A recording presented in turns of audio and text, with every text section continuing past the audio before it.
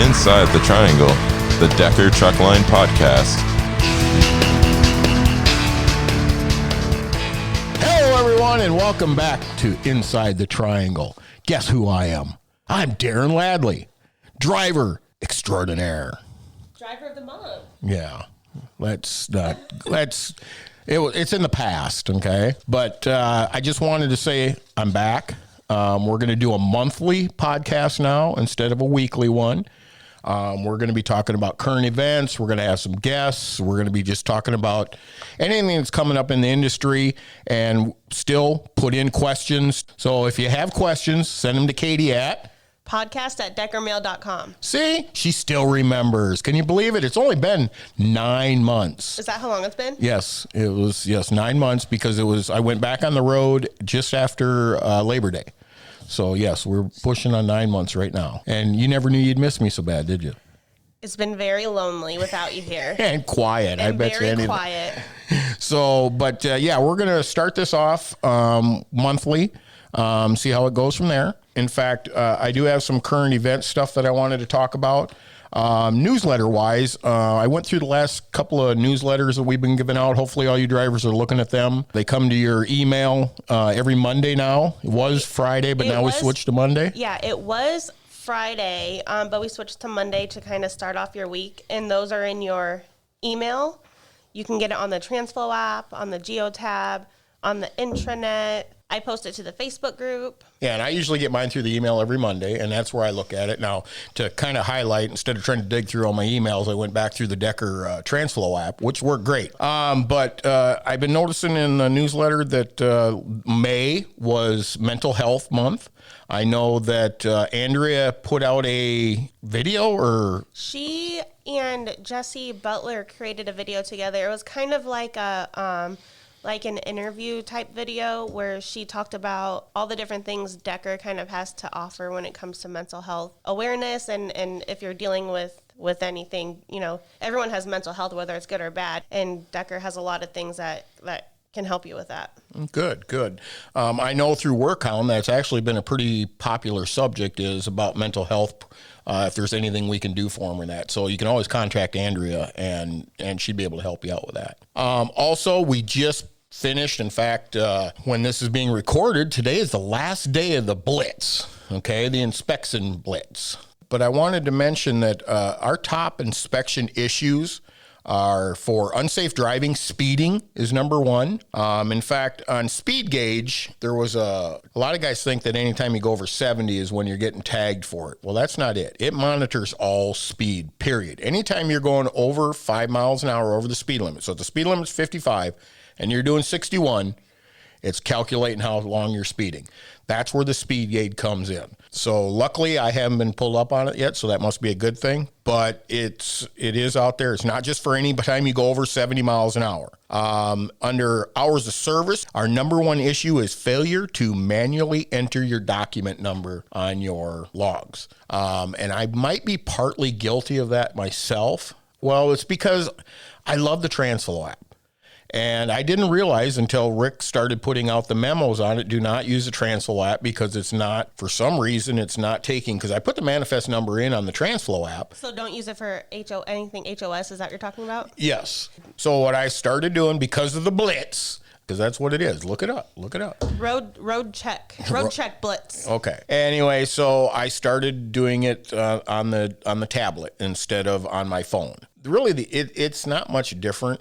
The biggest difference is I like on my phone, I can hit that microphone button. So if you got a long manifest number or seal number, you can just talk it into it and then it's done. You don't have to sit there and punch all the numbers. So it is much handier. You can't do that on the tab. You can't do that on GeoTab, no. That is the biggest failure that we have when it comes to the DOT as far as hours of service. Under maintenance, flat tires. And it's not just a totally flat tire, but a low tire. I've actually ran into a few times. I picked up a trailer. We have, I don't know if you're aware of this, Katie, but on the trailers, they have a white light up in the corner.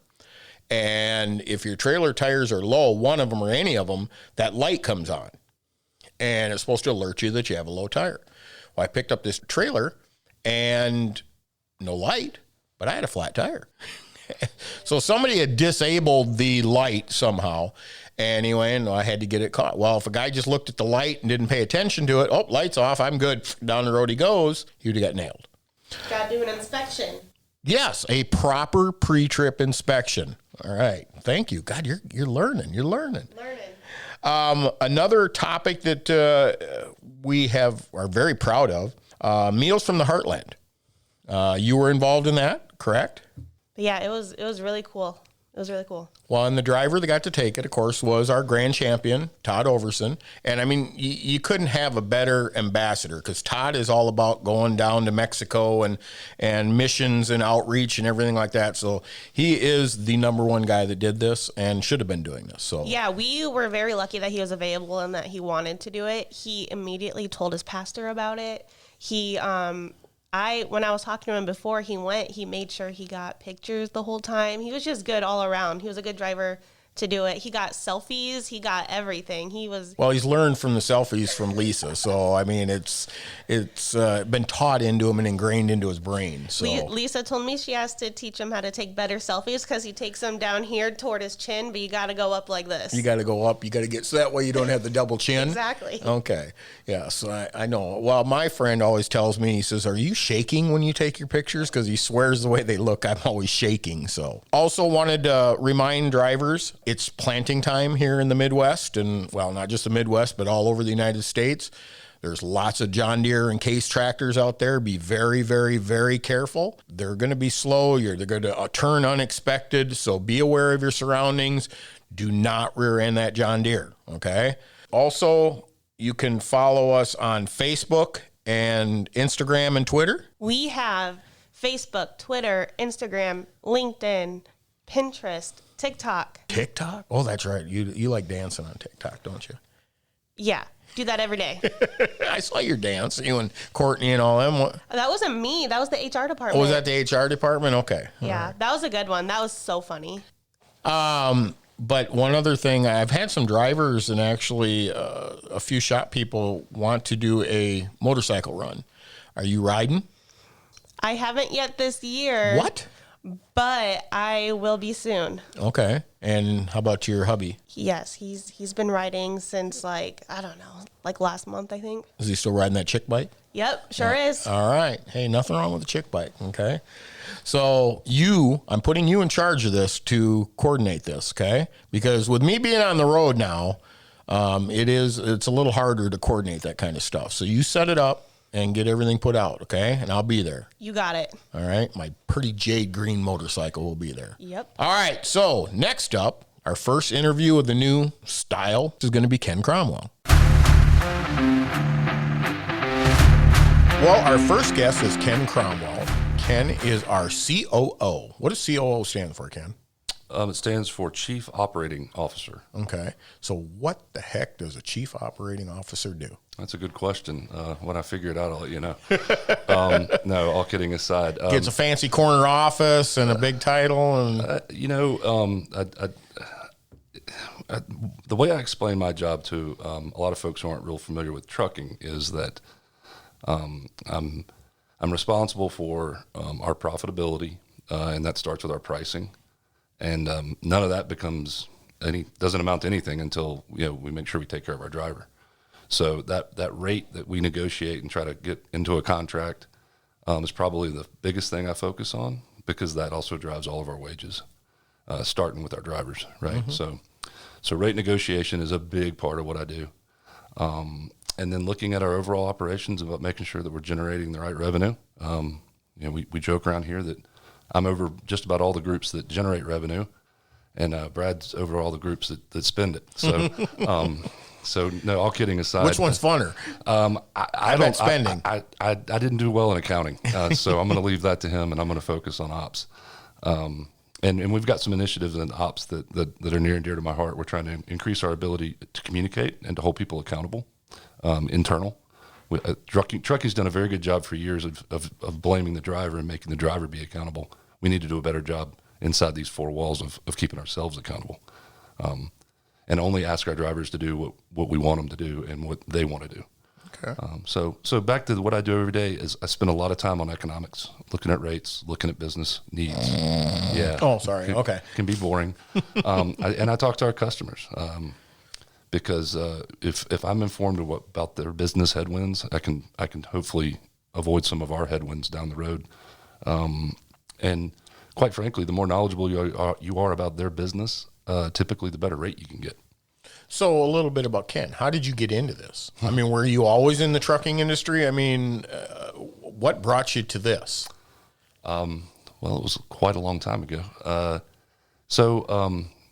My wife's an attorney, and before we got married, she got into law school in Birmingham, Alabama. And I was lovesick, so I followed her to Birmingham. And on Sunday, I picked up a paper. For those who don't know what a paper is, that's a thing that has classified Katie, jobs. And, yeah. listen. So, there was a trucking company that was looking for a billing clerk, and I just applied, and they said, you know what, you might be better in operations, and they let me shadow, and I became a fleet manager, and then I became a broker and a customer service person, and I really enjoyed talking to customers and talking to drivers, and from there I got into sales, and then from sales I actually relocated with the Deckers and came up here to Iowa for a few years, and then actually did some consulting and became a shipper, and then joined another organization and helped grow their brokerage. And then now I'm back at Decker, second time. I'm a rehire. And we're working on, growing our business and really trying to drive that revenue through. So that's kind of my life cycle, 23 years in the business. Okay. So I've done it all. I never drove, and some people ask, you never drove, so how can you really relate? And I'll share this. I'm kind of glad I never drove because I know me, and I'm pretty. If I can do something, I'm pretty hard on other people who can do it too. If I go to a good Italian restaurant, I'm a pretty decent cook. I can tell if that guy or gal back there is doing a good job. And the fact that I've never driven, I can't judge a driver like that. And I think that allows me to remain humble and appreciative of what the skill they have because I don't have it. Mm-hmm. And I remind myself all the time that we all have to play our part in the play, and the driver is the first and foremost to that. So my job is to make sure he or she gets the best check they can and is as safe as possible and goes home to see their family and friends like we all get to do.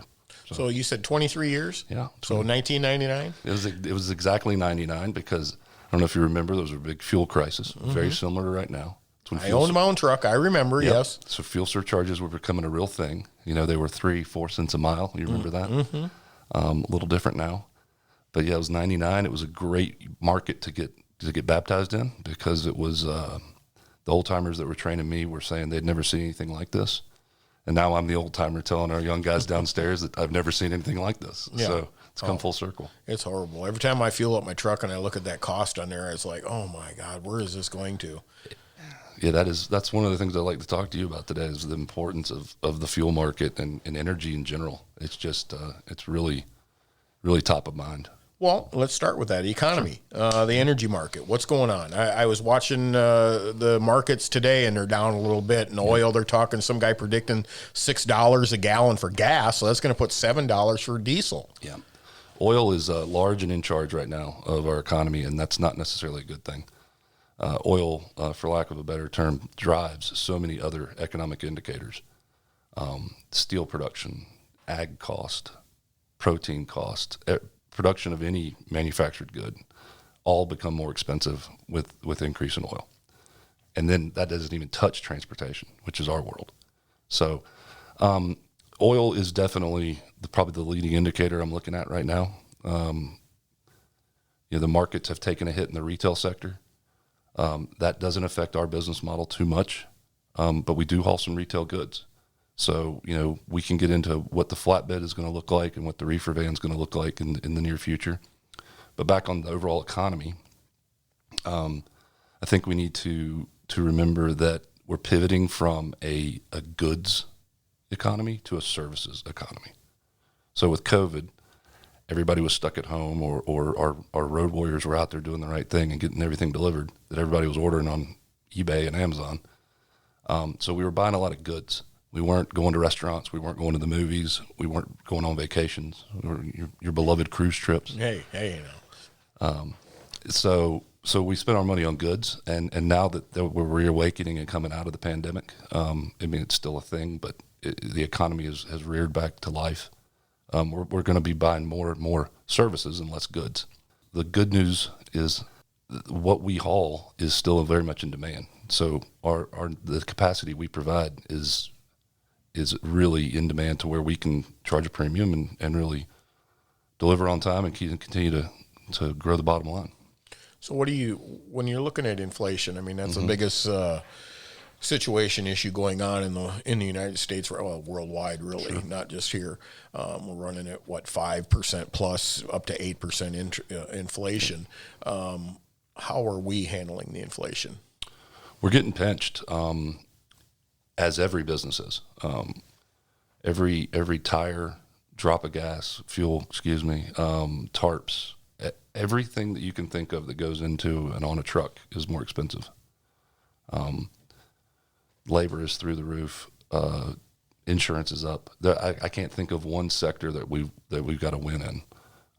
So while we push our rates up, we're spending more too.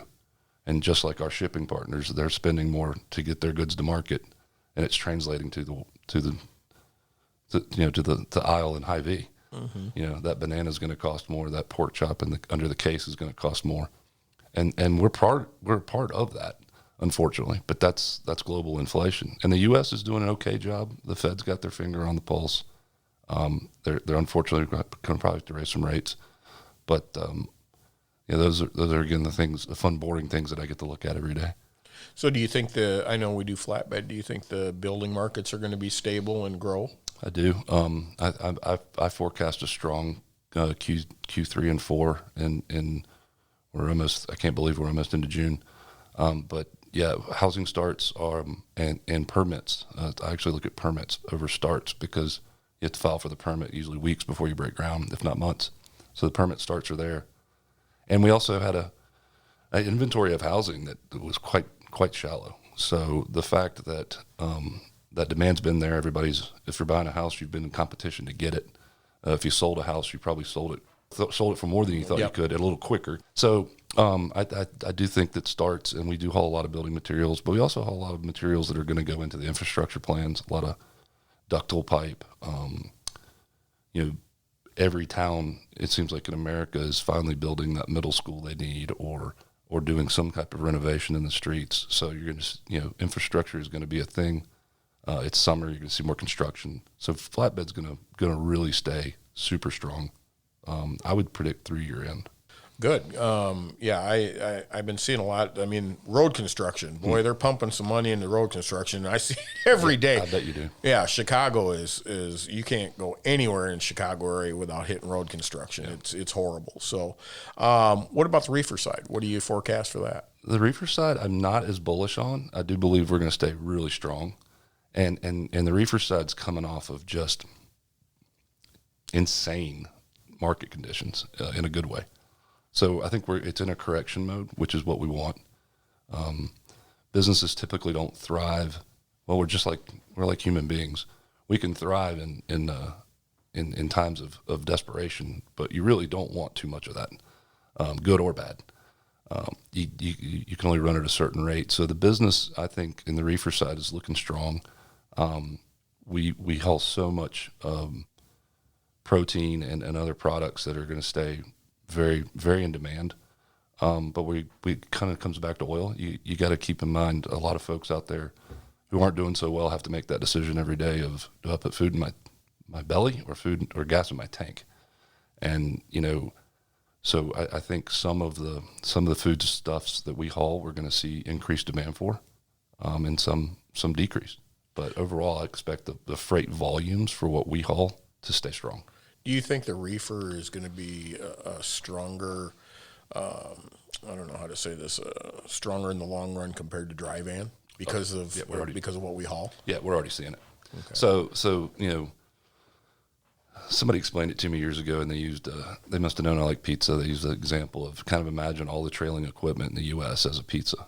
Well, about half of that pizza is dry van, and about another slice or two is flatbed, and then the remainder is reefer van. So about 3 slices reefer, 2 pieces open deck, and then the rest van. So, and most of your large super carriers, I call them, are almost all van carriers. So they've got a lot of competition, and they play the rate game quick because they have to keep, when you've got 6,000-7,000 pieces of trailing equipment, you got to keep those turning. Mm-hmm. So they're much quicker to overreact and correct. Where the flatbed space and the reefer van space, you've got specialized equipment with specialized drivers. And they're the best, and they typically earn more. And you typically see less volatility in those rates. And now the contract is above spot, which took a lot of work. I'm very confident that our shipping partners. You got above spot? We are above spot. Congratulations. I mean, I know what those spot markets were. Congratulations. Well, spot came back to earth a little bit, but we also were chugging past it. So we were going up and they were coming down. So we waved goodbye as we passed them. But so our shipping partners are the kind that aren't going to turn around and come back and say, hey, spot's down. Why don't you shave some off for us? They're just going to want us to continue to perform. Well, one of the things that I've always said back even in my old job and everything, the one thing I love about reefer is it's refrigerated, so it spoils, it has to be replaced, and everybody has to eat. They don't have to buy that Gucci bag. They don't have to buy that wad of paper. They don't have to do any of that. They don't have to build a house, but people got to eat. They do. And almost everything that we keep in a refrigerated, temperature-controlled unit ends up in a grocery store. Or it ends up into an ingredient that ends up in a grocery store. So, after 91 years, we've got a really good customer base. We figured out who to partner with and who to maybe avoid. So I'm really bullish on both flatbed and reefer. I think reefer is going to have just a little bit more inflation impact because, we see it at the gas pump. We see it when you're buying a dozen eggs. That inflation is just right there in front of you. We don't necessarily see it as much on the open deck space simply because it might manifest itself only in maybe a mortgage rate that's a little higher or, something, a more big ticket item. But the day-to-day inflation is going to really drive. I think it's also going to drive our shippers to get a little bit more creative on how they run our capacity. We're already seeing it. They're wanting to do a lot more bids, a lot more dedicated. I think and that's a good key. I think dedicated is a great key. So. I do too. In COVID, sorry to cut you off. COVID has been a great eye opener to a lot of our shippers to finally realize the value we bring and just how inefficient sometimes they can be that causes our inefficiency. So they've really not just have they responded economically, they've also responded process wise. They're looking at how they do things because they need to evolve too. We can't just keep ever pulling the money cannon out. Eventually you've got to become a smarter business. Mm-hmm. I agree 100%. So when you're talking about evolving, how do you want to evolve our operations? So like communication. Mm-hmm. Yeah. So, we use a third party, it's called a continuous closed loop feedback system. You're familiar with it, Workhound. Mm-hmm. So we get anywhere between 40 and 70 messages a week about how we can be doing better. And I would say communication is probably darn near top of the list every week. And these messages are anonymous, so we don't know who they are. We ask, we can ask questions like, hey, tell us who you are so we can make it better.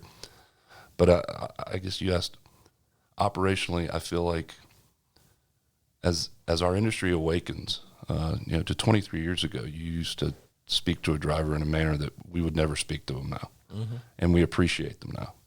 But unfortunately, we still don't hold ourselves accountable because it's easier to hold somebody accountable that's out in California on I-5 than it is the person next to you in the cubicle, because you got to see that person every day. You might go to church with them, mm-hmm. right? Yep. Kind of awkward. But my point is, we've got to come up with a civil, professional way to hold each other accountable and communicate that. So I kind of combine communication and accountability, but I think they go hand in glove. So we don't communicate as well as we'd like. We know that. What are we going to do to fix it? So operationally, we're going to encourage more operations people to visit and work in other offices so that they can understand what the group in Montana might be going through versus the group in Iowa or the group in Bessemer, Alabama. The more you know about other people, the less you are to play the blame game. And we've encouraged, our drivers coming into the office, sitting down with their fleet manager, understanding what the fleet manager is going through, so that if that communication isn't as direct and as immediate as the driver may want, they might need to understand exactly what the fleet manager is going through. And then the other part of that communication I want to touch on is the fleet manager to the load planner. I think that's our biggest opportunity. I think a lot of times we've got people over here that are booking freight and setting up appointments, and we've got other people over here trying to manage 35 individuals. It's really tough to tie those out every day. And the best fleet managers are usually the ones that can do that job. It's a very difficult job, as you know. Oh, yeah. So communication and accountability are two major factors, and they're pretty generic words, right? But once you acknowledge that you have issues with both of them, you can start to plan some things out. Well, I know one thing that recently, and I was probably, 6 months or so ago, and I know we've been trying back even when I was in the office, was the direct line. Mm-hmm. And I love that direct line. I actually had the text number. I text a lot with my DM and that, but that direct line was awesome. I mean, it was quick, it was easy, and you knew who was calling. It was awesome, and it's working well. It is. That's just one, and that's a work on win, right? We found out we had a phone, telephone line, org tree, whatever they call it. It wasn't right. You go around, you get passed around 4 times before you find the person you need. So the direct dial is key. But that's just one example. We just got to keep evolving. This isn't going to be a destination. This is an evolution. And we're going to try to build it up and make it as best as we can so we can get the next generation to do the same. And they're going to come up with ideas we never thought of, just like we're doing stuff that I bet. Well, 23 years ago, I never thought we'd see e-logs. I never thought, all the stuff this came across. So. Yeah. Years ago, Don, and I wanted you to explain this. I think I don't remember if it was between when you were here, but the 3-legged stool. And I'll never forget.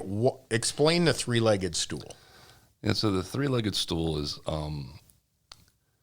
it's kind of it's an easy way to remember what got us here and what's going to keep us here. So every load has to be measured, has to sit on that stool, has to be placed on that pedestal, so to speak. And the 3 legs consist of the first and most primary leg is the driver. That load has to be good for the driver. Has to be to and from a safe location, accommodating with a realistic expectation. It can't be 1,000 miles overnight. It's got to be a good fit for the individual behind the wheel. That's the first leg. Second leg, it's got to be a load that's for a shipper that appreciates us and that we appreciate them, a relationship shipper.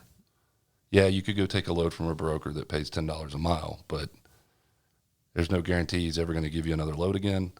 We want to haul for people that are going to pay us good rates and appreciate us, and we're going to appreciate them because we typically will provide better customer service for them.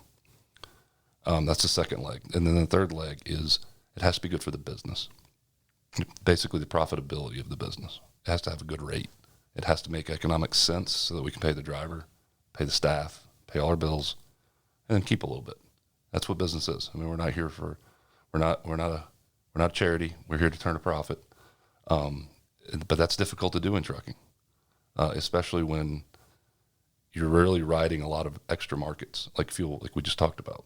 I mean, we have fuel surcharges and other things we can do, fuel optimizations, but it takes all of us to make sure that we're managing every penny. So that last leg is the economic one, basically the rate. So it's good for the driver, it's good for the shipper, it's good for the business. Well, and profitability. So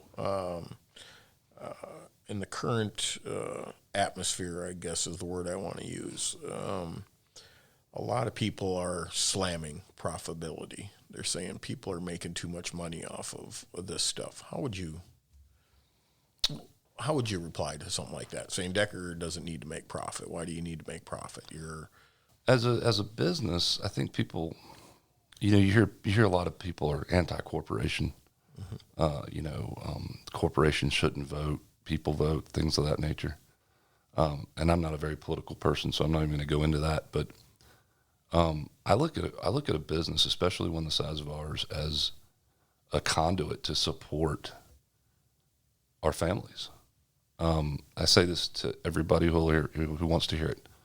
We're a family company that supports 800 other families. All of our drivers, all the staff, the mechanics, the techs, everybody.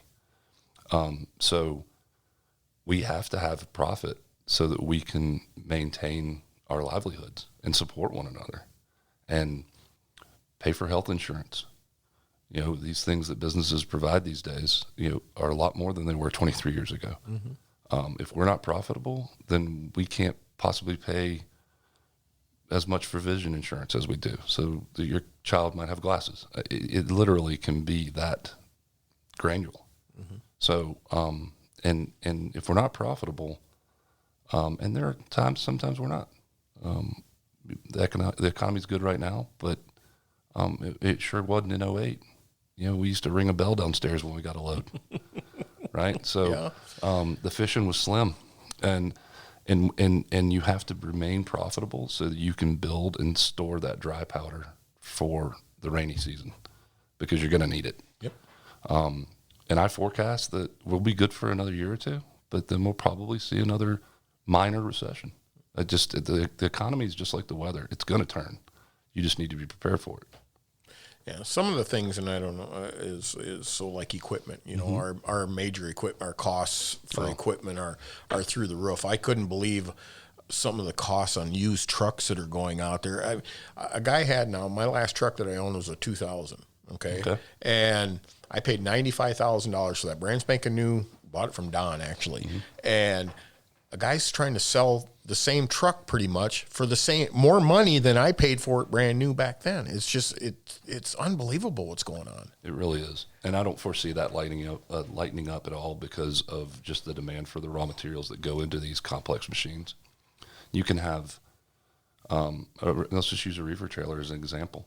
They can't get the insulation foam from Asia that they put in the walls, but they can get the aluminum. Well, you can't build a trailer if you don't have all the ingredients, all the parts. The reefer unit, they can put it together, but there's no chip for the programming. We're just seeing all kinds of delays, and those delays translate into money. Simply put, the longer you wait to get something, the more expensive it becomes. And I just don't see a correction. I don't see anything that's going to just one fell swoop come in and clear that backlog. I agree. And we're going to run our equipment a little longer because we can't get the new equipment in. So that's just going to play a secondary role to the group that wants to buy our equipment. We got some individuals in the business that manage that. Their phones get lit up every day to see when we're going to sell some trailers or some old tractors. Yeah. So it has a downstream effect for sure. I don't foresee any of that changing probably until I'll probably say this time next year.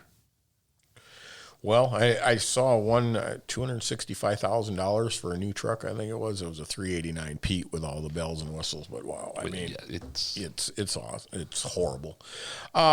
Any last words? Any words of wisdom for our drivers out there? Anything that you wanted to add? I would just make sure that you know my extension. It's 7141. My email address is kcromwell@deckermail.com. I split my time as much as I can amongst the offices, but I'm a rather large individual, so if you see me, don't be bashful. Come up, introduce yourself. If you see a guy whose head's bouncing off the door tops, then yeah, you found Ken. Yeah, that's me. I'm not very good at hide and seek, but I really. I would like our drivers to know that I'm accessible. I'm interested. I've gotten to know a lot of the guys since I've been back. Some were here when I was here before. Some are no longer. But I would just probably like that message to be top of mind, to let them know that I'm always here to listen. And I'm a big believer that there's two sides to every story. So if things aren't going the way you'd like, and your fleet manager or maybe the director isn't getting it done, don't be bashful. Let me know. Sometimes in this position, I get told a lot of times what people think I want to hear. So I have to play detective a little bit. So if you want to drop some clues off, I'm always open. I got a clue for you. No, I'll tell you later. Yeah, I know you will. I'm surprised you haven't told me already. No, and that would be my main takeaway, is to know you're appreciated. We're here to support your success, because if you're not successful, we're not successful. And if we're not successful, our shippers probably are going to find somebody else to do it. But we got the best shippers and the best drivers. I think the best opportunity, the greatest opportunity we have is like I said earlier, is within our own four walls. And that could be in Montana, that could be in Alabama, that could be anywhere ops is. I think that's how we're really going to truly get to the next level. And we're already seeing it. I'm proud to be a part of an organization that gets honored to be one of the best fleets to drive for. But I also know that we're just getting started. Yeah, we just need to continue that to 23, 24, 25, 26, and so on. Amen. So, yeah. Well, thank you. Now, I know that you requested to turn the tables on me. I did. All right. So you're going to interview me. So go ahead, Ken. Well, this is a first. I've never actually, I've never been able to get a word in edgewise with you. So thanks for having me on the show. But I want to now ask the host, as a host, some questions. Okay, go for it. So we've known each other a while. Mm-hmm. You drove, obviously. You were in the office for many years, and now you're back out on the road, and you're driving in a fleet that I had a hand in developing. So I'm really curious to know, how is it going? It's the easiest. I absolutely love it. This if you could develop more of these fleets for different avenues, like you said, what you're working on, these dedicated runs. I mean, mine's not dedicated. I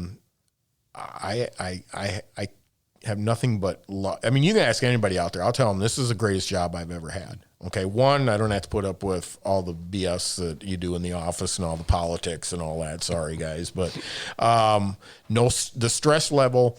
You've taken the stress out of what I do. Good. Okay, because I just have to do my job. Okay, that's all I have to do. And unfortunately, this month I messed up and I only got a 960 on my scorecard instead of 1,000. So sorry about that. I messed up on a fuel stop. It's not hard. You just got to do your job. Yes, I go to Chicago a lot, but I go to Ohio, I go to Michigan, I go to Minnesota, I go to Kansas, I go to Missouri, I go wherever you ask me. All I do is do my job Monday to Friday or Saturday, take my break, and go home. But it is so nice because I know exactly what's going on paycheck-wise every week. Mm-hmm. And the freight, yeah, I have some sit time. I have some downtime. But I'm still making the revenue. I'm still getting anywhere from, I usually average probably somewhere around 2,200 miles a week. And I've had upwards of 3,000. I've ran out of my 70, because I truck. I don't ask questions. I get to where I got to go. As soon as I get that load, it's bam. I go there. I take my breaks as close to it, if not there. And one of the secrets in Chicago, I know you know Chicago a little bit, but I have hiding spots in Chicago. You have to have them where you can park, not get in trouble, but you can still be in there before traffic starts and get to your locations on time and stuff like that. So you have to have those. There's little secrets that you learn. But no, you created a hell of a fleet. Well, it was a group effort. And it's a byproduct of being creative because we had to figure out a way to better utilize your hours. This industry is pivoting from, well, I'll charge you X per mile to go from here to there. I always use the example of Miami. Because once you get down there, unless you're getting a load of oranges or flowers from South America, you're pretty much deadheading out, unless it's produce season. But we're changing how we price things and look at things and start to say, well, wait a minute, that's going to take 3 days. His time of 3 days is worth X, not the distance. Mm-hmm. And that was a byproduct of this group, and we've got another couple in the works. I'm very excited to be a part of, and we're going to really pivot it's one of my goals operationally is to pivot our pricing and our revenue structures from distance to time. I mean, Tyson's a great customer. I mean, I deal a lot with Tyson. I deal a lot with Hormel, Seaboard, and they are great customers. You know, I've had some guys ask, you know, why do we go to this certain place in Chicago? Because if you've been in downtown Chicago, it's not the nicest place in the neighborhood. And I'll never forget one of our drivers commented we were actually at the same place and she saw a rat as big as her dog, you know. But that's if I may, that's another thing I would add. You kind of asked is if we ever send you to a place, right? Now I know you're not going to be bashful, but if you have been asked to go to a shipper or a consignee that you feel is unsafe, disrespectful. You know, I know there's places that don't have facilities for drivers, et cetera. Let your fleet manager know so that we can get in touch with our sales teams and our customer service groups so that we can let them know, hey, yeah, you pay us a nice rate to go there, but that's not a safe place. We're not going to do that anymore. Or, you know, on the flatbed side, there's no tarping system or no fall restraint. I mean, that's an OSHA hazard. We don't want him getting hurt, right? So things like that, that's feedback that really helps us. And quite frankly, we're not going to know unless you tell us. You know, we're going to be moving on to the next load and putting it on that stool to see if it works. So, you know, I would just highly encourage our professional drivers to not be bashful when it comes to safety, our respect level. I'm so happy to see that drivers are finally starting to get that. We need to keep it. And if anybody, you know, if it's an unsafe neighborhood or something like that, we need to know about that because we don't want anybody getting hurt. And the scorecard, you know, that's one thing. And I was very nervous when I went because it's been 17 years since I drove full time. You know, I was part time here and there. I didn't realize it was that long. Yeah, 17 years in the office here. Yeah, and so I was quite nervous because everything had changed in 17 years. I didn't have e-logs. I didn't have. I mean, we were on the old first Qualcomm system and that, and. You know, even since I've been in there, we've changed to Geotab, which everybody kind of was upset, but it's worked fine. You know, you got the hiccup. Somebody actually commented, I saw one where, well, why can't we run this? You got to test it somehow. You can't test it. Somebody's got to be the beta group. And yes, you're going to have some issues with it, but it'll get worked out. The driveway system, it's worked fine for me. So I haven't had too many issues, but the scorecard is not hard to obtain. Shut your dang truck off and fuel where they tell you to fuel. It's not hard. Don't hit stuff. Yeah. You summarize it not eloquently, I know. No, but it's a good point, but you know, on that fuel solution piece, I would add this too. You know, technology isn't perfect. No, it's not. And newsflash, neither are we. But somewhere in the middle, if we use it as best to our ability, and we approach it with a bit of an open mind, we might be able to improve. And it's $6 a gallon going up. Our mistakes get costly quick. And it doesn't mean that it was an okay mistake when it was $3 a gallon. But that just the sheer economic scale is a little scary. So I would encourage also if you got a fuel solution that's wonky, and we went through one yesterday, we just couldn't figure out where it was coming up with that parameter. We're always going to back our driver, and we've got a fuel department that is fair and just, and she'll do the right thing, and we'll look at it through the right lens. All right, I need you to come down and talk with her. I was actually going to offer that. But, no, that's fine. I feel that it was at the same city, but somehow I went to the wrong place, so it's no big deal. So you proved my point. You're not perfect. Yeah, I'm not. Guarantee you, I'm not perfect. I'll tell you, I look at your revenue every week, and I as well as you and a couple other guys in that fleet, because I did help develop that fleet, and I'm like a proud papa because I know that you're getting a good check, you're earning it, your productivity's through the roof. And that's a testament to your work ethic. That's really what it boils down to. I'm a driver. If I talk to my DM, if I talk to him in a week, it was a miracle. You just send me what I need to do. I'll do it. I'll get it there. Let's get it done. I don't complain. I don't do nothing. I got to sit. It's part of the deal. Just unless I have a real issue, I'll call in. Other than that, I'm not I just do my job. So I got another question for you. Okay. So I think one of the work count questions a lot of times is what's the good, bad, and ugly out there? What is it? Maybe this is a two-headed question. First head is specific to the industry, and maybe the second one specific to Decker. The industry right now, and I'm sure you see this, and this drives me nuts, and and it really, really drives. In fact, I said something in the driver council meeting. There's some very unsafe drivers out there that scare the bejesus out of me. My Smart Drive score I've been maintaining a 0, or I had a 4 1 month, and that's cool. I get it, but they scare the bejesus out of me, and they have no regards for safety. They have no regards for other people. That's what is the worst thing in this industry. In fact, last night I pulled into this place, or not, maybe it was last night, and he just parked right in the middle. I couldn't back in. I was about to back into my door, and he just stopped in the middle of the thing and went into the building and left his truck sit right in the middle of the parking lot. And he didn't care. Yeah. So that's the ugly. Okay. So awareness and professionalism in some newer drivers. Yes. Okay. Yeah. Right. Yeah. And I'd say yes, they're all fairly new to the industry. So wouldn't you liken that, because I'm involved with our logistics piece as well. A lot of new MC numbers in the last 2 years.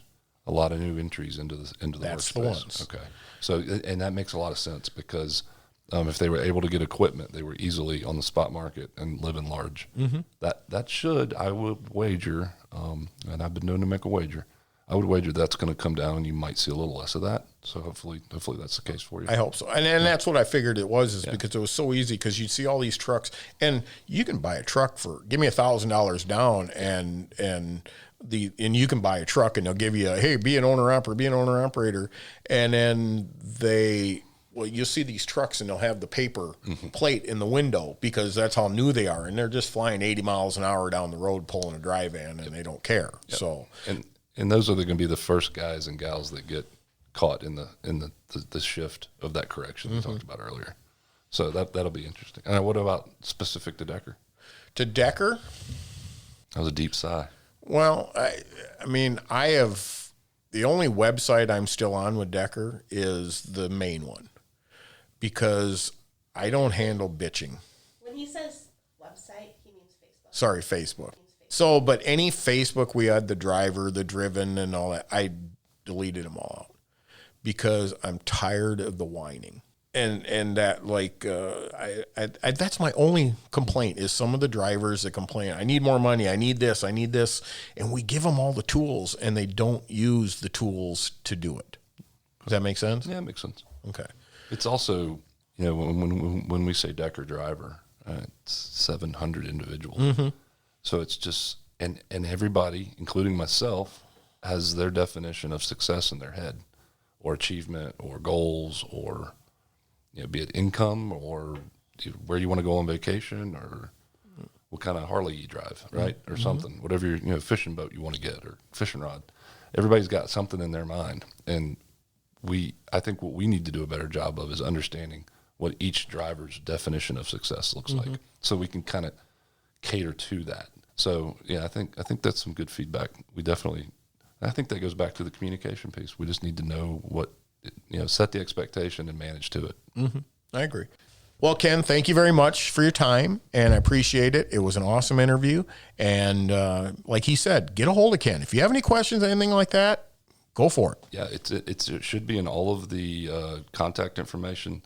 I love talking to drivers. I learn something new every day when I talk to a driver, and it makes me appreciate, every headwind or hardship that a driver has is technically my headwind and hardship. So hopefully it'll make me a better teammate to understand what everybody is going through. So don't be bashful. Thanks for having me. This has been a blast. I would have done it earlier if I'd known it was this easy and fun. And it's good to see you again. I feel like I haven't seen you in forever. So again, thank you for having me. No problem. Thank you. And guys, remember, keep the shiny side up.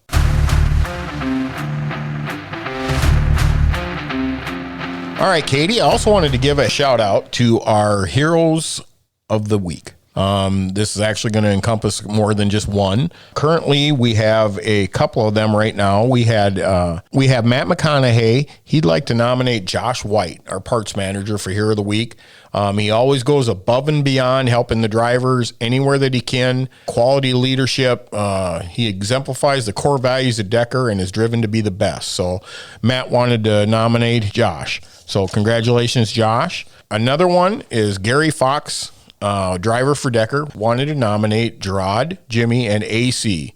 Over the last month, he's had a lot of personal issues going on at home, buying a house, death in the family, had lost his wallet, and all three of them had gone above and beyond helping him. I mean, there was a big situation going on. I don't want to get into it, but they helped and went above and beyond the call of duty, really. And we appreciate everything they do. They are awesome guys down there.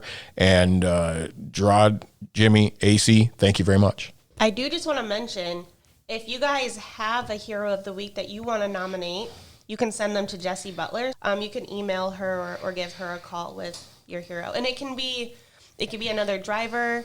It could be someone in the office. It could be someone in the shop. It could be your own family member. It could be a customer. It could be really anyone. And if you have a picture of them, that helps us too. My Hero of the Week is my wife because she puts up with me. Jeez. Hey, we just had 31-year anniversary. So May is the first week of May is a very important couple of weeks for me. My 31-year anniversary, my son's 27th birthday, my daughter's 29th birthday, and my twins' first birthday. So it was a rather chaotic first week of May. And Mother's Day. Oh, yeah, and that too. Okay. You can't forget Mother's Day. Why? Then nobody ever remembers Father's Day. Yeah, see, exactly. It's in June. Yeah, it's in June. I know that. Yeah, so, yeah, I see, exactly. Oh. Are you ready? I'm ready. Are you ready? You got your seatbelt on? Let's do it. Let's rock. Okay. All right, so what we're going to do now is we're going to continue on, and we're going to announce the Professional Drivers of the Month for April of 22. Midwest Reefer, we had Lisa Ormond. You ever heard of you, Lisa? Oh, Lisa, you're here. Hey, everybody. Hey, everybody. All right, Lisa, congratulations. Thank you. And if you didn't know, I mean, she was all over Facebook posting how great she did. I think I won last month, I think, but I didn't say anything to anybody. Yes, thank you. I think I even posted last month that Darin won. So, but nobody said nothing after that. Well, so because you're not as popular as I'm me. not as loved. I know. Runners up: Chris Eppens, Gary Garrison. Our West Reefer winner: Bart Ratner. Runner up: Louis Diaz. Our owner operator lease purchase contractor of the month is, wow, I'm going to butcher this, Niraj Patel. Nice. All Katie right. for the win. All right, Katie for the win. Niraj Patel, congratulations. Midwest Flatbed winner, Jeremy Moritz. Southern Flatbed winner, John Roberts. And runner-up, David Hembry. All right, and our team winner. Chicken dinner. And our team winner is Rolando and Diana Rosales. Congratulations to all of you. Lisa, great job. How many times is that now? That's 3 in a row for Lexi. Okay, for Lexi, sexy Lexi. Oh, she's doing all the work? She's doing all the work. I'm just holding the steering wheel. Yeah, I see. I think it's been sitting there long enough that the sand was, anyway. Oh, I was going to comment on that earlier today. So I happened to be walking by your truck, and you got all these gadgets in the windows. What do you need all them gadgets for? Because it's fun. You never know when you're going to see somebody and they need a duck. Oh, yeah. Have you ducked anybody lately? 5 ducks yesterday. 5.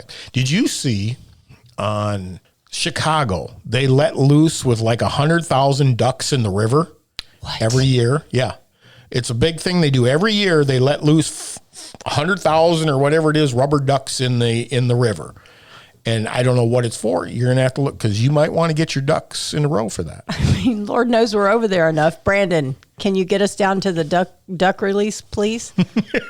All right. Lisa, we are also going to announce the winners of the scorecard. We had 263 drivers received a bonus of an average of $193.51. Total payout was $50,892.04. We had 59 owner-operators receive a bonus for $221.61 average bonus for a total payout of $13,075.04. And in all, we had 62 drivers receive a perfect 1,000. Not me this month. I messed up. I had a oogie boogie. But Lisa, perfect score. Congratulations. Whoop, whoop. And we had 23 owner-operators receive a perfect score. So thank you guys, and great job. And then Lisa?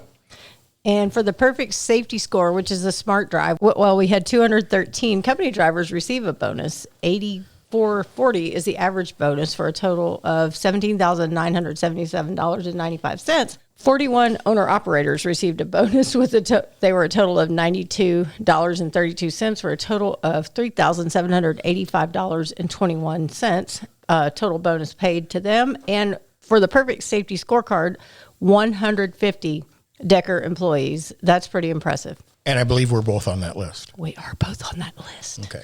So, and we run how much Chicago? A lot. Okay. So it can be achieved. If It you can. And there ain't no excuses when you're running that much traffic. So, all right. Now, I know Lisa had some questions she wanted to ask me, just like Ken. So go for it. Okay, we're going to do like a quid pro quo because Darin always does this to us at the end. So, rapid fire. Your 3 favorite movies. 3 favorite movies would be The Fifth Element, any Marvel movie, sorry, and 3. 3. I can't count to 3. And this is going to be weird, but whenever I see it, Rock of Ages. I love that movie. It was on this morning, actually. I had it. It's I so have this. good. Yes, it's my music, man. It really is. So, all right, Darin, the clean version. Your favorite things to do on your days off. well, as you know, today, ride my motorcycle, play golf. Actually, I'm very, very excited because here shortly, for the first time in 3 years, I get to go back to my cabin in Canada. Yay. Yes, so hopefully it's still there and it hasn't burned down or anything. And now, before I got to ride on the back of Darin's motorcycle, I was going to ask him what kind of music he liked, but now I know it's country, so give me 3 favorite songs. Well, it's not just country. I have country playing, but I listen to anything. In fact, I'll give you my 3 favorite channels on XM. Okay. 54, the highway. Okay. But I found this new one called Turbo, which is heavy metal like Metallica and God, who's the one with the Fred Durst? Limp Bizkit. This happens when you get to be our age. Yes. Okay. It's exactly true. And I did not mean the Limp Bizkit part. Yep. Well, hey, no, don't be talking to my wife. Anyway, so, and then my other one is the 80s on 8. I love any 80s music. It was a wild generation. Yes, it was. So, all right. That's it? All right. Well, I mean, I've got a couple of more. What's your favorite vacation spot? Cozumel. I love, I've taken many cruises down there and we stopped there and it is one of the funnest places. And what would Sarah say is your best and worst attribute?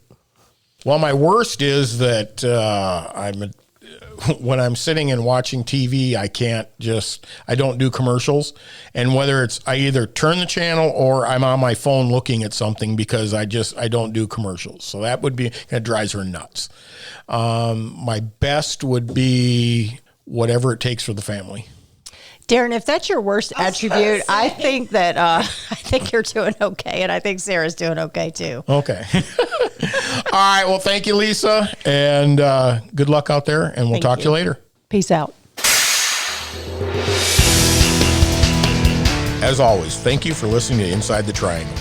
Don't forget to subscribe to us on whatever platform you're listening on. That way you will know when the new episodes drop. And remember, submit your questions to podcast@deckermail.com. and you could be featured on one of our upcoming episodes. The best way to do this is to create a voice memo on your smartphone, record your question and email it to podcast@deckermail.com. Once again, thank you for listening. Stay driven to be the best.